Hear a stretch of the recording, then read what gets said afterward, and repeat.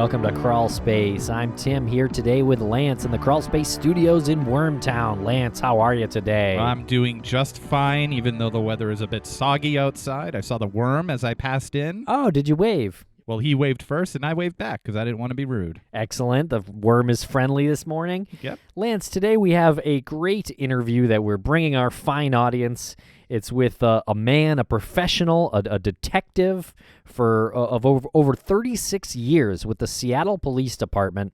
His name is Cloyd Steiger, and he's a great guy to talk to. He's sort of a famous guy in the whole law enforcement world. Like you said, he was a Seattle homicide detective for 22 years, and he was employed by the Seattle Police Department for 36 years.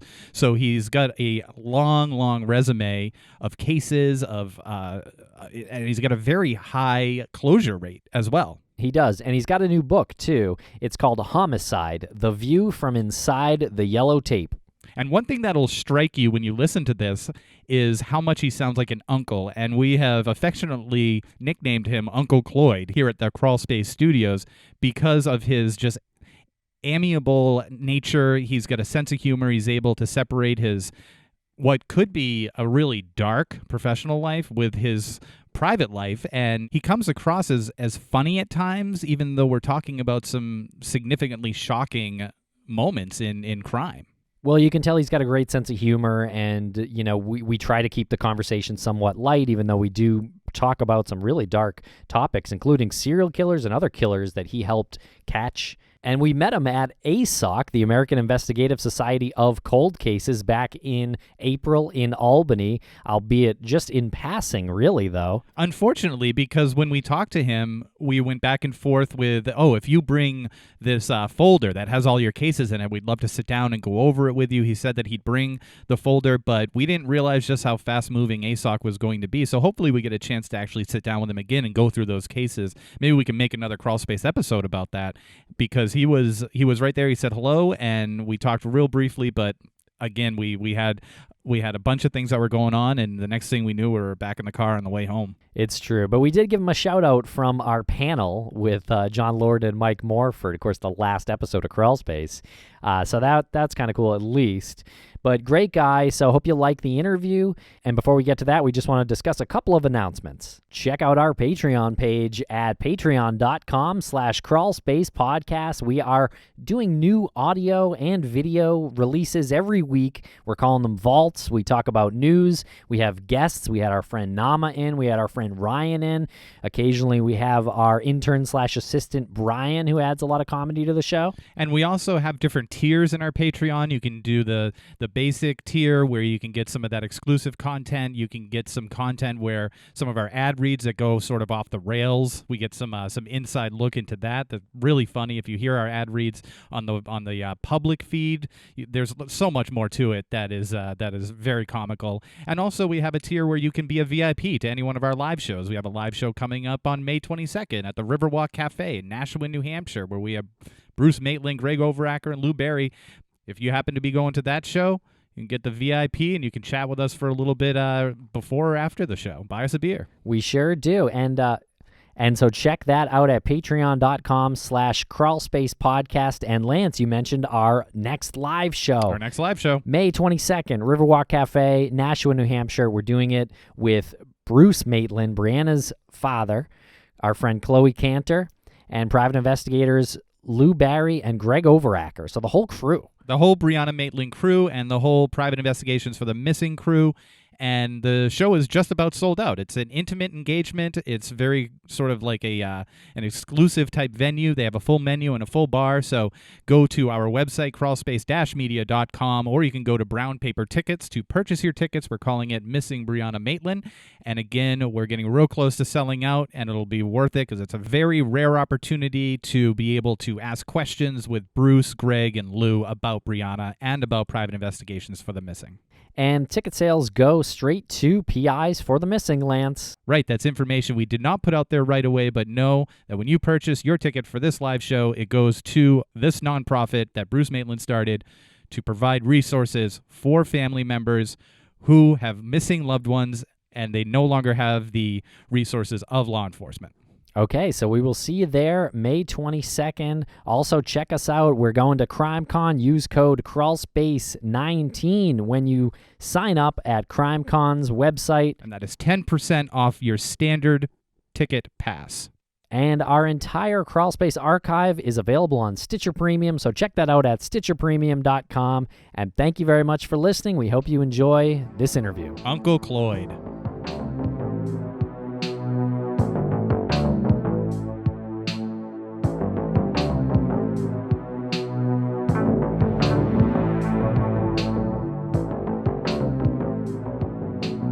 Welcome to Crawlspace. Cloyd Steiger, how are you today? I'm good, thanks. Thanks for coming on with us. I know it was sort of a impulsive request on our end. Your name has always been floated out there because of the work that you've done and the book you've written and just your time in law enforcement. You know, I actually get requests like this all the time, and I always try to say yes. Well, thanks for making us feel special. Actually, just average. Well, we'll take what we can get. Okay. So what about the ASOC conference? You're going to that too, right? I am, yeah. You guys going to be there? We are. They were going to rename it the Crawlspace Conference. Yeah. There you go. The American Investigative Society of Crawlspace. So what's your connection to ASOC? How did you get involved with that? Well, you know, I'm a consulting committee member. Like back in 2014, I was actually still working as a homicide detective when I got an email from this guy named Ken Maines. He says, I'm starting this new group. I'd like to get involved in it. I went, who the hell is Ken Maines, right? I was right in the middle of actually a pretty intense murder investigation. I said, I'm kind of busy right now. Let me get back to you. And a couple of days later, I did get back to him. He explained what it was all about, asked me if I was on board. And I said, sure. So I've been involved ever since. I've gone to every conference. Very cool. I actively work on all the cases they send. And it's just, you know, met some great people, great friends along the way. And it's just been a good experience for me overall, and I hope I could help with my contributions. Wow, okay, that's wonderful. You seem like a very friendly and jovial type person, yet you've worked on so many murder investigations and you've written a book. How do you keep it balanced? How do you not get sucked into this dark place that murder investigations might take somebody? Well, the reality is, there's a couple things. First of all, I've always tried to keep my sense of humor. I was always kind of a jokester my whole life, and I didn't change because of that. The other thing is I have balance in my life. I didn't let that job consume me, although it took up most of my life, and it identifies who I am as a person. But I also kept friends who were not cops, neighbors, coached Little League, did all the normal suburban stuff as much as I could with this kind of job, and that kind of kept me balanced. I've been married to the same woman for almost 37 years. I have almost 38 years. I'm sorry. Don't let her hear that. Well, we'll edit that. Yeah. I have 3 sons, 2 of them are cops, and I have Very 6 cool. grandkids, and they balance out my life. Do you support your sons becoming police officers? I didn't encourage and I didn't discourage. Gotcha. My oldest son, he went to school and majored in criminal justice, and then he went to work for a high school, coaching and things like that, and working. And I thought maybe he'd just go that way. And all of a sudden he says, "Yeah, I think I'm going to take the test," and he got hired. And then my middle son, who actually went to school to be a firefighter, and I wasted all my money on that. Then he goes, well, maybe I'll test for the police department. And he did like 6 months later, and he got hired. So my youngest son's more of a outdoorsy hunter fisher guy. He works for a place called Filson Outfitters, which has been around since 1897 with outdoor equipment and stuff. He went to school and majored in law enforcement, and I wasted my money on that also because he said, I'm not sure I want to do that. So I said, well, if you don't want to do it, don't do it. That's the thing. So You've worked as a homicide detective with the Seattle Police Department for a lot of years. Right. I was a homicide detective for 22 of my 36-year career in Seattle. Wow. Can you tell us a little bit about that? And I guess what's the difference between a detective and being a police officer? Well, there's a big difference. A police officer, when I say police officer, I generally mean uniformed patrol officer, drives around either by himself or with a partner in a marked patrol car, responds to 911 calls. And a detective is not in uniform, drives unmarked cars, and investigates crimes that are generated through those patrol officers, those 911 calls, or reports of crime. And they start out, like when I first became a detective, it was just at the very beginning of 1990. I was a precinct detective up in the East Precinct of Seattle up on Capitol Hill, and I was kind of a generalist doing a lot of burglary, theft, things like that, cases. And then a couple years later, I had an opportunity to work sex crimes, which was a downtown unit and headquarters and citywide. And I jumped at that because my ultimate goal was to go into homicide. And so that was the obvious next step for me. And I did that for a couple of years, investigating rapes and child molest cases and things like that. And then in 1994, I became a homicide detective. Why homicide? Why was that your ultimate goal? I was 10 years old when I decided I wanted to be a police officer. I mean, it was like watching TV shows. I thought that'd be a cool job, not stuck in an office and that kind of stuff. And so, and I told my parents, yeah, I think I want to be a police officer. And they, yeah, sure, dear, go play. But then I didn't. I went to libraries and I got all the nonfiction books about how to become a police officer and your career in law enforcement and some of those titles. Plus, in my school library and then at the public library, read them all. And then as I got to be a teenager, I started reading more true crime books and things like that. I thought, well, that'd actually be a pretty cool thing to do too. So, when I got on, that was my ultimate goal. Of course, the thing is, there are a lot of people in the Seattle Police Department and very few homicide jobs comparatively. Probably about 2% of the jobs on the police department are homicide detectives. So, I knew the odds were against me, but I thought I just need to do what I need to do to get there. And that's what I did. And so that's where I wanted to go. And so I just followed those steps. So do you use a different side of your brain, so to speak, when you're a detective versus being a policeman? Yeah, I think so because, when you're a patrol officer, first of all, you're very reactive to 911 calls and emergencies that happen quickly. And, of course, smaller departments are different. Smaller departments, the patrol officers do a lot of the investigating themselves. But in bigger departments, you get the information, I'm talking about in routine, quote unquote, crimes, and you write a report and you move on to the next one, right? And then so the detective, if he gets assigned that case, has to think about things he or she can do to solve the case or make an arrest in it or clear it. And, it's not always easy. But so it's more kind of more cerebral. Not that being a patrol officer cannot be a cerebral job, it certainly can, but and it's more analyzing and to be successful, thinking outside the box and thinking, what can I do to make this case get cleared? And that's what you have to do. It is a different type of thought and it's a completely different job. Yeah, it seems to me you'd have to use a bit of your imagination to be a detective, whereas as a police officer, that's probably not something you want to use that much. Right. I mean, yeah, it's true that you do have to use your imagination. Good detectives do. Good detectives don't look at a checklist and say, now I do this, now I do that. They have to be imaginative and think about what could I do that maybe I've never done before that'll help this case? What's unique about this case that I think that'll work for? Was there a bit of a reality check from when you were reading those crime books and imagining what the scenario would be to when you saw your first murder? Well, I saw my first murder when I was a patrol officer. I saw lots of murders as a patrol officer. I was on a lot of homicide scenes. I worked in Southeast Seattle during the late 70s, early 80s, and that was as close as Seattle has to the ghetto. It's been gentrified now, but I went to a lot of murders. There's a big difference between fictional books and nonfiction true crime books. If they're written well and accurately describe the events, and they are kind of realistic, although they're only one-dimensional. They don't talk about the people you deal with or the smell or the sights. It's all one dimensional on a piece of paper, and it's certainly different to actually be there and actually do the case, and also the responsibility you have to finish the case. My follow-up question is right on those lines. When you were at the scene of your first murder investigation, what was going through your mind? Did you have like butterflies in your stomach? Were you unsure of whether or not your process was going to work? I'm so fascinated with someone who has gone through a career like you, getting the opportunity. It's like going through the minor leagues in your first at bat. Like what is in your head when you go to your first murder investigation?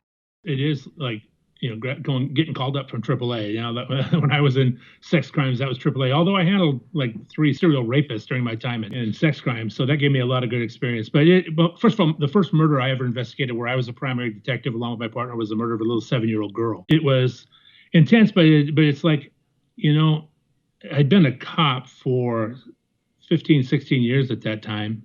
Is that right? Yeah. And so your brain it's like a power takeoff lever, your brain goes into work mode. And although I'd never done one of these cases before, I'd done violent crime investigations. And so it wasn't like if you went from being a precinct detective generalist to mostly, low level crimes to the homicide. There was that step in between. So it was a natural step for me. I'd prepared myself a long time to do it. So, I mean, it was interesting. It was exciting. And this case, it was like, working the case 24 hours a day almost for 3 or 4 days before we made the arrest. But we cleared it, so that was a good feeling. You cleared it after 3 or 4 days? Right. Great. So you're also working with the Washington State Attorney General's homicide investigation tracking system. Can you tell us a little bit about that? I'm actually the chief investigator of that, which means I supervise investigators and analysts in the state of Washington. And what it does, first of all, we have a database that tracks all murders in Washington, Oregon, and Montana. And we keep track of them, looking for commonalities across jurisdictional lines that might pop up. Or also we can research cases if somebody has a question about a case. But we also review cases and kind of shred them, basically. Somebody will submit a case, a cold case, usually a smaller department because they don't have the resources. Say, we got this case. Would you guys look at it? So we get the entire case in a digital form. All of us individually go through it. And then we sit and talk about it, and then we give a final report to the agency and say, this is what you probably need to do for this case. It's a lot like what I do at ISOC, but on a more localized level. So it's like a oversight sort of committee. It is, although they're in the process and exploring the possibility of expanding it and actually physically investigate cold cases with or at the request of other agencies, and that's something we've had meetings about. It'll probably happen in the next year or two. That sounds like revolutionary. It really is, yeah. Well, see, Washington has no State Bureau of Investigation. The State Patrol here is a traffic organization, so they don't investigate violent crimes. Other than, obviously vehicular homicide and assault. It's like California is that way. So there's no statewide investigative agency that is equipped to handle violent crimes like murder. So that's what we want to kind of morph into. Try to connect those dots. Sorry to sound naive. Does that mean that Washington State doesn't have an FBI headquarters? FBI is different. FBI is a federal. Okay. They don't handle federal crimes, much to the disbelief of most people. The FBI investigates very few murders themselves, unless they happen on an Indian reservation or on a military base or some other federal property. Georgia has a Georgia Bureau of Investigation, and they are, and other states do too. Wyoming, I know, does. You get a small sheriff's office that has 4 people in the whole office, and they cover 1,000 square miles. You're not going to find any expertise in murder investigations. Of course, they get one every 4 or 5 years, but when they get that one, they're behind the 8 ball and they need help. And that's what we'd like to do with them or other agencies, is go in there and help them with these cases. My naive question turned into an answer for some people that we get a lot. We get this question: why hasn't the FBI looked into this murder or this murder or this murder? A lot of people will see the FBI looking into, like you said, they'll do something that's like a Native American murder. So there's a misconception that the FBI is always on murders. Matter of fact, I'll bet you it is less than 0.5% of their entire caseload. Yeah, okay, cool. So what about serial killers? I know your time in Seattle, and I think that kind of area of the country is sort of known for serial killers. Have you worked on those cases? I worked on a couple serial cases then, have helped with cases that are probably serial cases in my current job. I don't know if it's real or not, but there seems to be an overrepresentation of serial murder in the Pacific Northwest. A friend of mine who was a reporter at the Seattle PI, Levi Polkinen, he did a thing several years ago, serial murders from Washington State, and he has a list, and they're all on there, and there's all these pictures. It's like 70 people. It's like, wow. Of course, people realize not all serial killers are Ted Bundy and the Green River Killer. They're people that killed 2 or 3 here or there, or 4 or 5 or things like that. It only takes 2 separate murders with a cooling off period in between, usually psychosexually motivated, not always, to classify officially as a serial killing. So, there's a lot of those.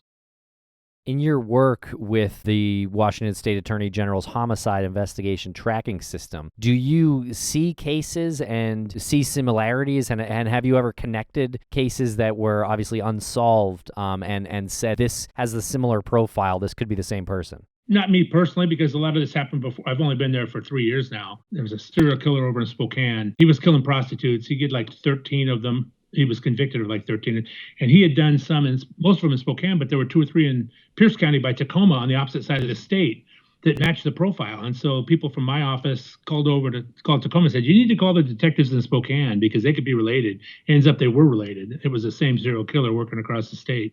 Is that Robert Yates? Yeah, Robert Yates. So what years was Robert Yates active? I was working in homicide at Seattle, and I knew a lot of detectives over there. So it was in the mid to late 90s, I think. Maybe the early 2000s. I don't remember. What were those connections that you saw and discussed? He would get these prostitutes and rape them, and he'd put a plastic bag over their head and shoot them in the head with a .22 pistol. And so we had these cases in Spokane, like 8 or 9, 10 of them. And then like 2 or 3 showed up in Tacoma or Pierce County. And they said, yeah, those look the same. And they were the same. It was him. So that's a pretty obvious similarity, huh? Are they all? That's a really obvious similarity. Yeah. They're probably not all that obvious. But see, the guys in Tacoma don't know about the thing in Spokane. Right. They're not They're not hearing about that stuff. So that's the thing. That's the whole point. Right. There have been other cases like that. And we actually have a presentation that one of my people gives whenever people ask about hits, and it talks about several cases like that where we've linked cases and what information we can get to investigators. There's a lot of things we can do for them. Like, for example, we have all the vehicle records from the Department of Licensing in the state going way back to the early 80s, and see if the Department of Licensing purges their information every now and then. But we keep ours forever. So if somebody's looking for a car from like 1986, they're not going to find it in the Department of Licensing, but we'll have it. Was it easier to get away with being a serial murderer, say, in the 70s, 80s, or 90s, or today? What's the difference between getting away with it then and getting away with it now?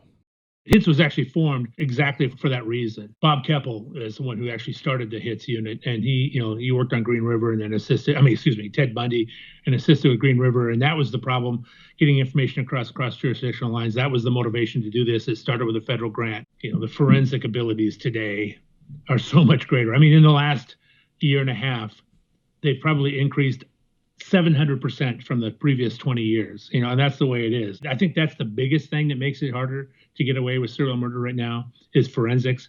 Things like hits they were much more important back before this forensic stuff happened, but it still is important. But that was the big thing.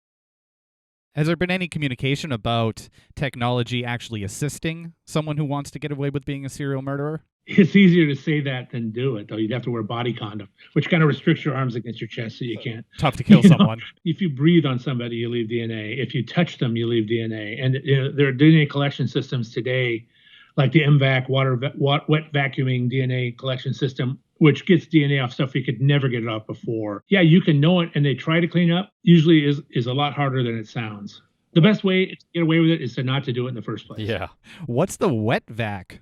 m-vac, M-vac, VAC. When you go to ISOC next week, I think Jared Bradley, the president and CEO, he's usually there. He'll be there, and it's like a carpet cleaner.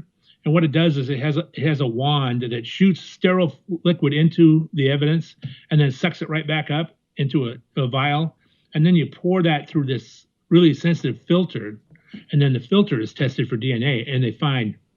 I mean, there's case after case. If you go on their website, m/vacvac.com, they have case studies that talk about. Let me throw one out there for you. This little girl, I think it was in the mid 2000s, was found murdered next to a river down in Utah, and there was a bloody rock next to her. She'd obviously had her head bashed with this rock, right? Well, they had that case and they tested the rock and they didn't find anything off of it or anything at all. When m-vac came along, they decided to m-vac the rock. So they did that and found a male DNA profile that they were able to match to a suspect and make an arrest in that case, 10, 12, 13 years after the fact. That was not available from swabbing because swabbing doesn't get as deep into it.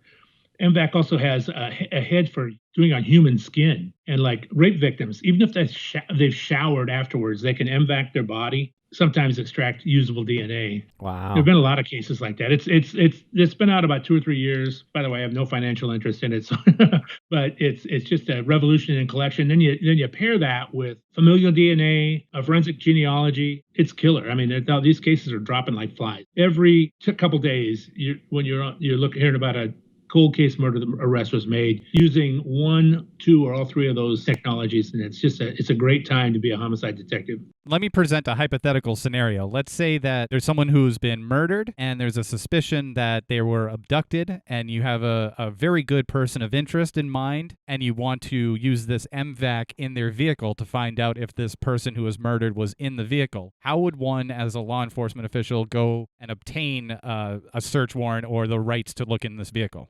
If he's a person of interest, there's a reason he's a person of interest. And that's, when you add it up, hopefully it's enough to get probable cause. And you have to know the facts of every individual case. But one good thing about DNA, it not only convicts the guilty, it absolutely exonerates the innocent. So that's another thing about it. So you'd have to establish a probable cause or do whatever. Or sometimes the person sells the car or gets rid of it. Right. You just go to the new person and buy the car from them, or say, can we test your car? And you use this m-vac in the trunk lining, on the seats, on the floorboard, anywhere in the car you can. Almost certainly you're going to find DNA from the victim on there if they really use that car. Tim and I had a really interesting conversation about how to obtain DNA from somebody who is a person of interest and whether or not it was legal to do it one way or another. Is it legal to monitor one of your persons of interest and say they go into a coffee shop and they get a coffee? Could you then go into that coffee shop and ask the employee, can I see the cup that guy just drank out of so we can, and then you get the DNA from that? Is that legal? Oh, yeah. Matter of fact, I've done that several times, and that's done all the time. And although usually it's something like, for example, there was a woman, she was found murdered years and years ago. And how forensic genealogy works is you test you have a known sample from the crime scene, but it's an unknown suspect. And you enter it in CODIS, it's not there. CODIS is the combined DNA index. There's a state and federal CODIS. Then you submit it to a service like Parabon Labs or Bodie Labs or DNA Solutions. The DNA they're developing is a different format. The STR, straight tandem repeat, is the way they develop it forensically. But for genealogy, they have to use a process called SNAP, SNP. So they have to develop it differently. And then they submit that against the databases of these, 23andMe, Ancestry.com databases. And they find markers that say this person is probably a relative. And those markers are scored by how close they have to be. And they have to be within a certain number before they'll look at those. They have to be a certain high enough number. But when then they do it, a genealogist actually sits down and traces that known person's family tree until it gets down to 2 or 3 suspects. First of all, most cases it's going to be a male. So it's got a Y chromosome, it's a male. So you're looking for males related to this person.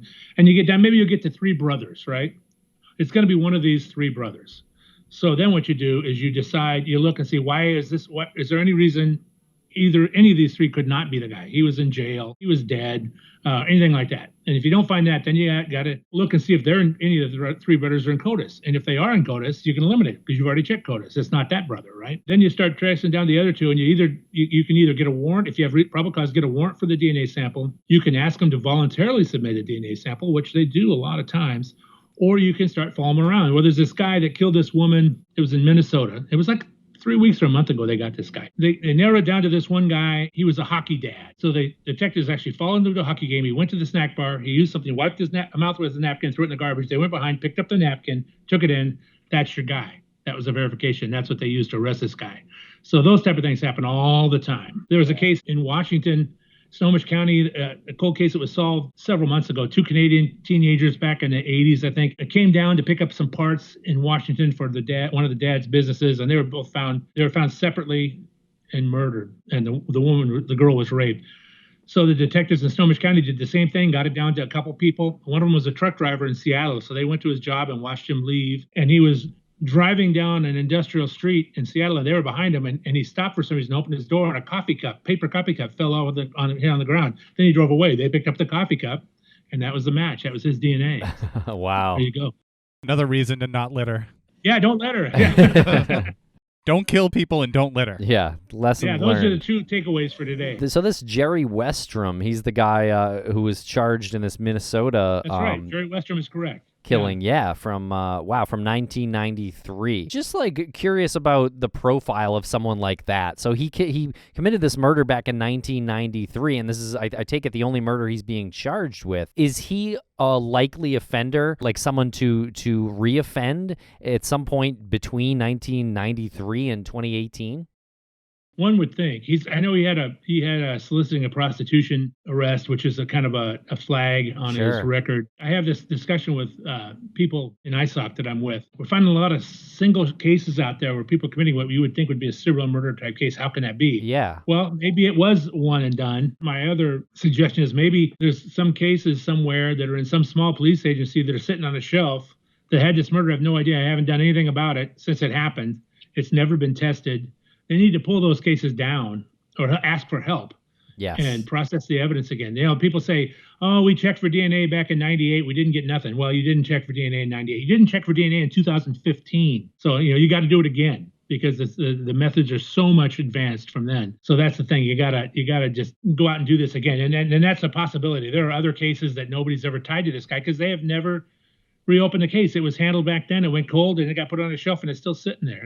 There are hundreds of thousands of cases like that around the country. So this murder victim, Gene Childs, was apparently a sex worker, and you said he was caught soliciting prostitution. That could be a second potential victim that he was or maybe going to attempt. I guess my question is, does it surprise you the amount of missing people versus the amount of Jane Does that are found? How are not more connected? Let me tell you what, I just actually contacted NamUs, and I asked the contact I have at NamUs, how many Jane Does in the U.S. are there that have never been identified, unidentified remained, and the number was 12,500 who were found dead and never identified, and nobody knows who they are or what happened to them. And it came up because there's a couple of cases in Seattle where we had these situations, and one was like in my last couple of months on the police department. I went to a case, ended up being a woman who jumped off a bridge, but she was well-dressed, had jewelry on. She looked like a woman in her mid-60s, not homeless looking at all, or she is not in AFIS, the fingerprint system. She's not in CODIS. And so we're just waiting for somebody to, say that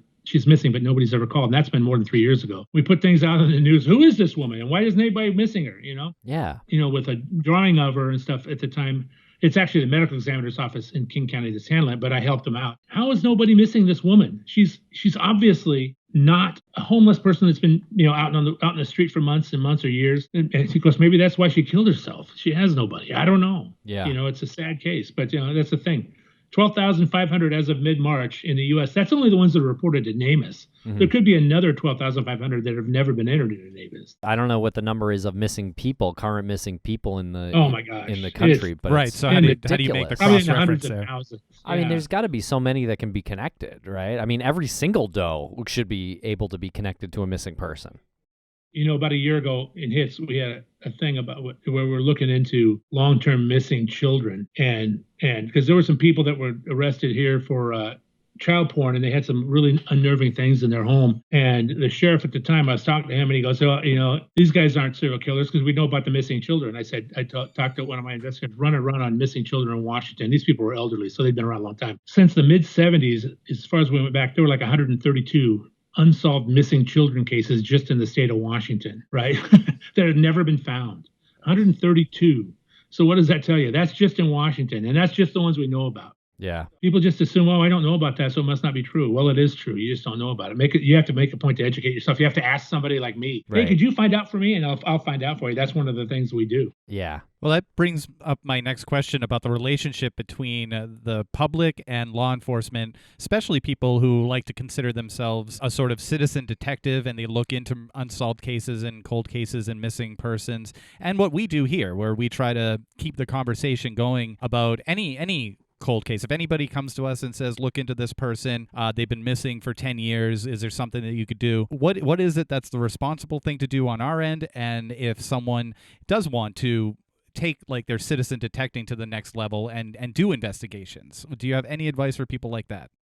Well, first of all, if it hasn't been solved in 10 years or whatever, you're not going to hurt anything, right? You don't want to start going out and interviewing witnesses and stuff if you can avoid it. You got to if you find somebody you think might know about it, you need to let the investigating agency do that. I used to get a lot of calls and not on cold cases, on fresh cases from amateur detectives. And, 97% of the tips I got had nothing to do with my case. But that 3% are the ones you're looking for, right? So, and just because you don't know, it's better to call and not be sure than to not call at all. Or I have no problem with people bringing this stuff up. I get a lot of follows from Seeking Johnny's Killer or whatever, these pages that people that are unsolved. And the thing is, there's nothing worse than looking in the dead eyes of a mother that's lost a child, whether that child was 3 or 33, and having no answers. The worst thing can happen is to lose a child. And what makes it even worse is not knowing what happened.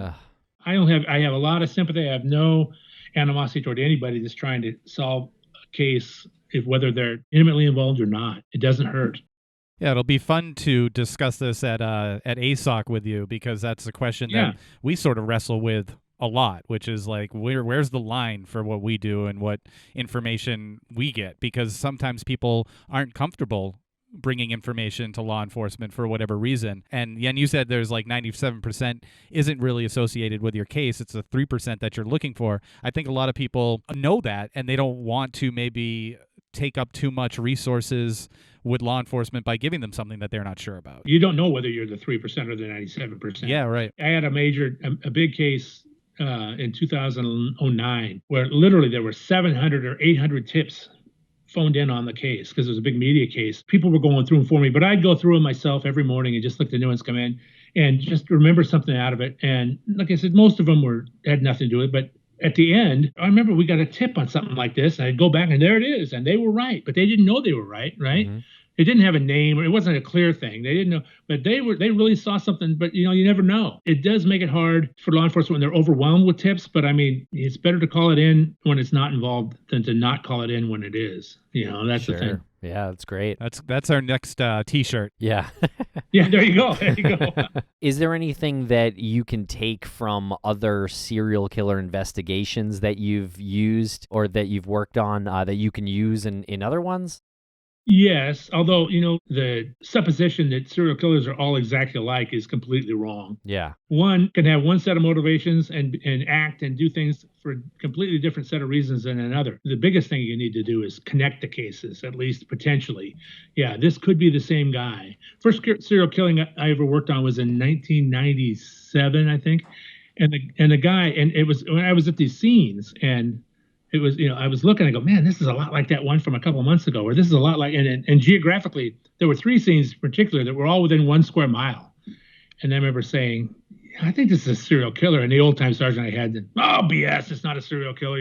He was old school, but it was. It ended up being the right guy, and we got him, and he confessed to them all. So I mean, that's the thing. Is that common, the confession? It is once they're over the hump, over the hump, that first one, because these guys like to talk about it, generally speaking. Again, they're not all the same. But this guy, in particular, once we got him over, just tie him to the first case, he just burst like a dam because he loved talking about it. When you talk to him normally, he was actually a pleasant guy. He spoke friendly enough. But when he started talking about his kills, he got a guttural tone to his voice. His nostrils flared, and he was like reliving it. And I actually just 2 weeks ago went to prison to see him with a criminologist friend of mine who also has a podcast called Murder Was the Case. Don't mean to plug somebody else's podcast. No worries. Plug away. Yeah. And I took it because we'd been talking over the years. He's from Toronto. Lee Mellor is his name. And he's been talking for years. And we met at ASOC 7-8 years ago. And we started talking about this guy. And he goes, man, if I ever get to Seattle, you got to make me. Well, he came to Seattle a couple of weeks ago. He's down in LA, but he's coming back again tomorrow. He's staying at my house because he's a poor PhD. He has no money. But he said, can we go talk to Dwayne? That's the guy's name. And I said, sure. And I just called the prison. We're coming down. Okay. And we went to the prison. That was his first face-to-face interview with a serial killer, and he was thrilled. It was like a kid in a candy store. But yeah. What's the killer's name? Dwayne Lee Harris. One of the things he said there is, man, I thought this would be glamorous, but it ain't glamorous. Yeah. Sitting in prison the rest of your life. Yeah, it ain't glamorous. So Dwayne Lee Harris said that. Yes. He thought that he was going to get a book deal or a movie deal. Something. Yeah. It's something. Yeah. Wow. Something. So that feeling of sort of bragging about it didn't translate to what he expected, I guess. It didn't. No, and he says it right out. Although when you talk to him, he tried to act like he was remorseful, but it only took a few minutes to see he's still a psychopath. Yeah. I don't know how many other serial killers you've interviewed, but do you often see that kind of, you may call it a guttural reaction? His nostrils flared, and there was a little bit of a change in his voice. Is that something common? It depends on the individual. For example, I have another serial killer I investigated in 2011, and he was completely different because he was a jihadi. He was like a radicalized Muslim American. He was just going on the street and killing people at random as part of his jihad. There was no psychosexual thing about it, although he brutally killed 2 gay guys that he picked up in a gay bar. And, there was something going on about that. Other than that, he killed 3 in Seattle and then 1 in New Jersey. He was a psychopath in a sense, but he wasn't psychosexual motive. It was that's my jihad. I'm just killing people. I mean, wow. They deserve it. That's the thing. As far as the psychosexual aspect of serial killers, it seems to me that there isn't too much difference between man and female victim. I know most of them happen to be female, but a lot of them you find have killed men too and had those same sexual experiences. So right. But they don't identify as gay or anything like that. It's just not necessarily. No. Well, there's Jeffrey Dahmer, and then there's a guy in Toronto that I forget, St. Lawrence or something like that. St. George. He was picking up gay men and torturing him, killing him. He just went to trial a few months ago. But there are, John Wayne Gacy. Yeah. He would kill boys. He didn't identify as gay. Wayne Williams in Atlanta, the Atlanta child murderer, he was killing boys. He didn't necessarily, I don't know if he did identify as gay. Actually, John Liebert, who is maybe at ASOC, is a forensic psychiatrist that worked on that case as a consultant. Yeah, so it like a lot of times it's just opportunity based, it sounds like, with that, right? It is. And then, of course, there are the people that are polysexual. It doesn't matter to them if it's a man or a woman, right? They'll do both. Right. So there are a lot of those people out there, especially in the serial killing world. There are ones that have killed men and women for sexual reasons or both, Yeah, so that seems like the most common to me, but that would also mean that it's the most hard to track because the profile of the victim changes so drastically. It does, yeah. Although, there are other ways to track them, but yeah. Right. Yeah. Is there a case that you covered that is still unsolved? Do you have that, like the one that got away case? I have none. I solved every case I ever worked on. Not really. I was just stunned. We were about right to there. get you standing out.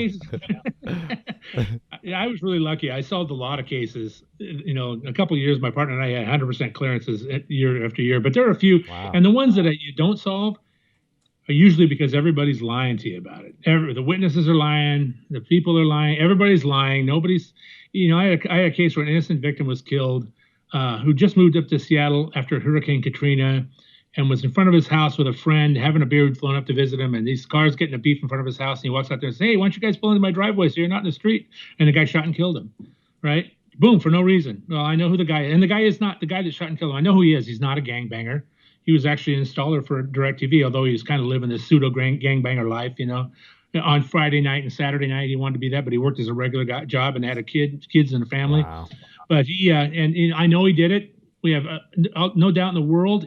We arrested him a couple times. The last time he told his wife, "I'm going to be gone for a really long time," but none of the witnesses, even the neutral witnesses, were all lying about it. So that's a frustrating case. Did you ever come across any murder that seemed, well, I'll be more specific, on Crawlspace and on our other podcast, Missing Maura Murray, we cover Maura Murray's disappearance and we cover Breonna Maitland's disappearance. And these are two young women who disappeared and their cars were left on the side of the road in suspicious circumstance. So we always talk about this opportunistic killer. How realistic is an opportunistic killer? Maura's case is a little different because she wasn't from the area, but she was familiar with the area and she was passing through. And Breonna was, she lived and worked in that area. So I'm sure that the potential killer for Breonna would be someone that she probably knew. But in Maura's case, it seems like it's probably someone she didn't know. So do you see that a lot? And how do you identify that? When you're talking about, opportunist killers like that, it's more of the psychopathic stalker killer. It's not just a guy driving on the way to work and says, "Hey, there's a girl, maybe I'll kill her." That doesn't really happen that much unless he's already a sexually psychopathic killer or something. So those are more potential serial cases, not necessarily because you can't have a series of one, but those do happen. They happen a lot. And so those are the ones that, in that case, I would take that car back. They probably haven't got the car anymore. They should have kept the car or taken the seats out or something and retest that evidence. Yeah. Maybe they could track that car down somewhere to a junkyard. I don't know. Yeah. It does happen. Fortunately, it's rare. I had a case where a guy just watched a girl walk by on the sidewalk and decided, "I'm going to kill her." And he just followed her to her stairwell and stabbed her to death and walked right past two witnesses who heard the screaming and saw him and then walked away. Ends up that guy got stopped by the police that night and the officers suspected him. So they had the witnesses come by and the witnesses, "No, that's not him." But it was him. I don't get it. And the people, they did a sketch and it did look nothing like him, although it looked like another psycho guy that we knew of up there that we brought in. That it was a long story with twists. But the thing about this guy, which brings up a whole nother issue, is we had DNA from the knife. He left the knife there. We found DNA off the handle and we submitted it to CODIS. It wasn't in CODIS. Well, this guy had gotten out of prison about 4 years earlier for shooting somebody, and his DNA had been taken but never processed. It was sitting on a shelf. We thought it was hinky enough. We decided to take him into the office and talk to him. And before we left, said, "You mind if I swab your cheek?" "Yeah, no problem." I gave a swab. And a few days later, we go, "That's your guy." And it's like, oh my God. He had no connection to his victim, and he just picked it at random off the street. He was psychotic. And that happens sometimes too. The psychosis or the psychotic people that will do that kind of stuff. It's pretty uncommon for that to happen, thank God. Yeah, it feels like it's uncommon for somebody who is a psychopath to take advantage of an opportunity and then not escalate to kill more people. Maybe they did. Yeah. But those cases are sitting on a shelf somewhere. having not been looked at in 20 years or however long ago it's been. Or, maybe this one got out of control and he killed him for some reason. He wasn't intending to kill him, but it got out of control and he felt he had to kill him. That happens too. Let's give you an opportunity to plug your book. You have a book out there. I wrote my book working, and I told you I tried to live as normal a suburban life as I could, aside from work. And neighbors and family would say, "What are you doing at work?" And I'd mention something. To me, I'm just talking about a day at work, but they're looking at me with wide eyes and slack jaws. I can't believe that. Stick to sports. Yeah, exactly. Stick to sports. So that's what happened. And they kept, you got to write a book. You got to write a book. My wife would tell me, you got to write a book. And so when I was getting ready to retire, I'd say, well, maybe I just start playing around with it. I'll just when the homicide happens in Seattle, they send out a one-sheet piece of paper, just called Major Incident Summary. It goes to all the chiefs and all the detectives in the unit to give you the basic facts about murders. And when I had that 7-year-old girl get killed back in 1994, I thought, that's my first murder. I'm going to keep this one. Well, it ends up I kept every one I ever worked. And now I have a notebook that's like that thick, and each individual page is a case I worked. So I just would flip through those. Oh, that was a good case. And I have a lot of my old files, and I'd go through it and just write a chapter about that. And next thing you know, it was done. I had to write it like 7 or 8 times, but it was done. And I decided to go with that. And that's my book. It's out, Homicide, The View from Inside the Yellow Tape, a true crime memoir. It's my humble attempt at my first book. Where can we purchase this? You can purchase it at Amazon.com, at BarnesandNoble.com. I know there are a few bookstores around that carry it. I've been called by a couple of them, but I don't know where. At least 1 or 2 Barnes & Nobles carries it, but you can certainly get it online as a Kindle book and as a trade paperback. Awesome. Very good. And if you want, no pressure, feel free to bring that notebook to the ASOC conference. Okay, I will. I'll throw it in a bag. I may have to have a separate bag for it, though. Right. Yeah. If it doesn't cost you any extra on the plane. Yeah, don't let TSA get a look at it either. They might stop you. Well, thank you so much. This has been great having you on Crawlspace. We really appreciate it. Yeah, thanks for taking the time. And when are you contributing to Nancy Grace again? I don't know. I have TV producers. I get calls every 2 weeks from a TV producer wanting to do something. So I was on Killer Instinct with Chris Hansen once, and a couple other ID shows, and a Lifetime Movie Network documentary a couple years ago. Well, if you ever want to pitch a TV idea about 2 podcasters in the true crime genre and a real life law enforcement official, you know what our Skype is. It'd have to be fictional, though. These 2 guys are doing it, and they stumble into, and they always seem to stumble into these serial killing cases and are an inch of their lives. And we're in over our heads. Well, thank you. This has been a lot of fun. Yeah, this has been good. Thanks so much. Anytime. Thanks, guys.